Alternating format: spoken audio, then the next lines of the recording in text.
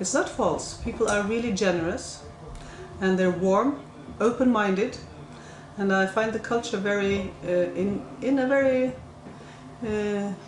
relaxed way in many ways. At the same time, you have all the challenges. Of course, that is also hard to see, that many people live in poverty and there's a lot to be done.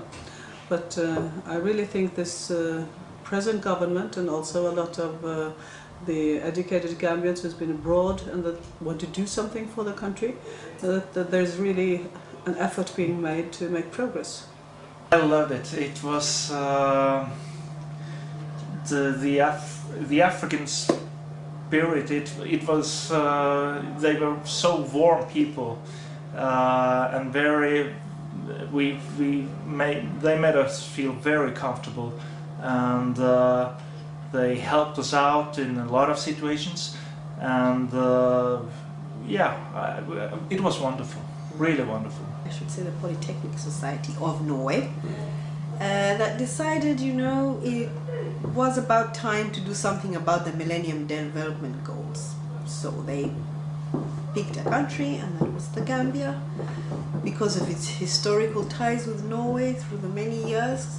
The fact that the first Africans were Gambians that came in the 50s, I believe, yes. And the fact that it's a small country, I mean, like Norway, small population, rivers, the usual story. So we just thought, why not? Why not? Let's just go ahead and do this. And also the fact that despite having had such long historical ties with Norway, there haven't been any formalized bilateral relationships between the two countries. So we saw this as an opportunity to actually start on that.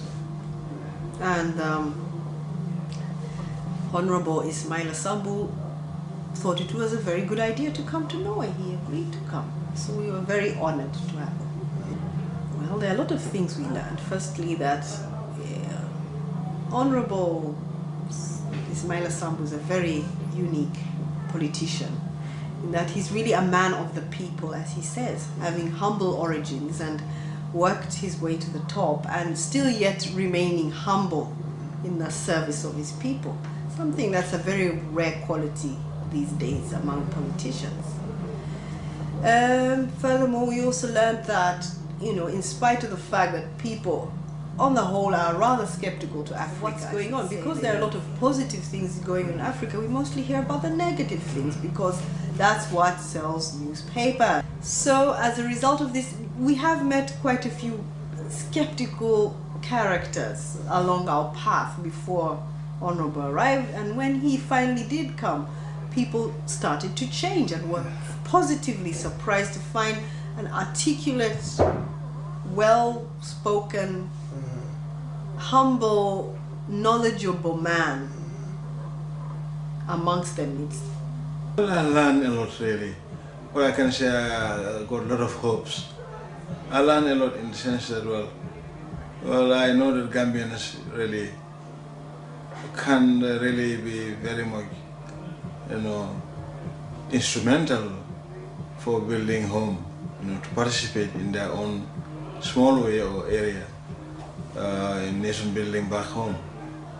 And I was impressed that, well, that the fact that maybe we may be wrong in thinking that maybe Gambians in the diaspora, or most of them, maybe do not think about home or do not think of going back home or investing there, or are not supportive of our ideas or our efforts. But I think if I have that notion, Norwegian Gambians or Gambians in Norway has really allayed those fears or proven me wrong with those doubts by really uniting in a common front and then welcome me with a very open heart. I don't like protocols and too much of diplomacy. You know, I like people to be down to earth, frank, you know, speak their hearts, their minds. But really, I was really moved with how the warm welcome accorded me and the frank questions you ask. That shows me how interested you are thinking, you know, how serious you are. And you raise so many very serious concerns. We really, really want to take seriously and lay them back and then try to meet the competent authorities to further discuss them, your concerns and your issues. I'm Halbjørn Hareide. I'm the Consul General for the Gambia in Norway. Okay. And in fact, I've been that for 28 years. It's quite interesting. I mean, this is honorary job for the Gambia, so I'm not paid. Something I like to do. And it had to do with the fact that I lived in Ghana for a while and was operating a fishing fleet there. And then I also came to Gambia, and we had a company there called Seagull, operating fishing vessels and cold stores. So many of my fishermen from Norway and also Ghana came to Gambia and had Gambia and Banjul like a base, and we were bringing in quite a lot of fish. And the vessels we were operating was in fact built in Norway. You know, it's been very enlightening. From the first day to now, we've had some very, very promising meetings that would most likely develop into something more concrete if explored further.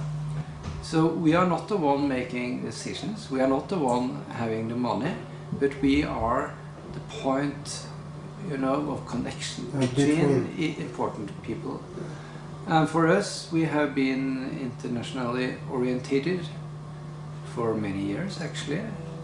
So for us, this was quite a natural, you know, way to develop further, and with focus on Africa and the relation between the northern and the southern countries.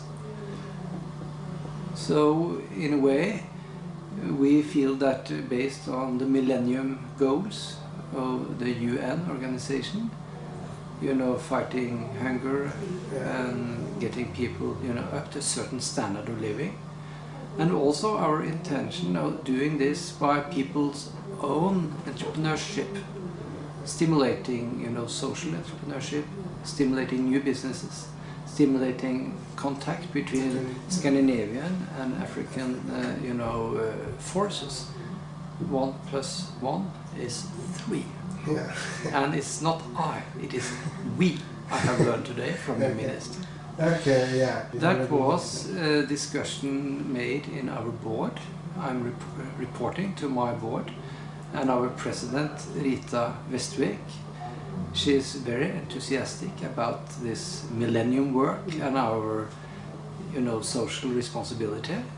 And Gambia, with its size and with its peace and stability, and also people being able to smile and communicate between different religions, we feel that this is the perfect country for us to learn from, and perhaps also give some impulses from this cold country here in the north. That was through Salso. I didn't know anything, and the first time I went, I was very excited, somewhat scared. What is this? Oh, malaria. Is there any criminality? Should I be afraid? How is this? You know, it's Western Africa. But when I came, I had a very special feeling of coming home in a way. And you know, Africa is also the cradle of mankind, so I really had that feeling of being very much welcomed. In the Gambia? Yeah. Oh, then I would reply like many of the Gambian politicians or CEOs say, it's a 360-degree possibility for cooperation and development. But it's, of course, in Gambia you have the main resource, you have the people. And the people there have, when educated, as by now, when the university has started and the school is free for girls, and they make progress, I think that is a major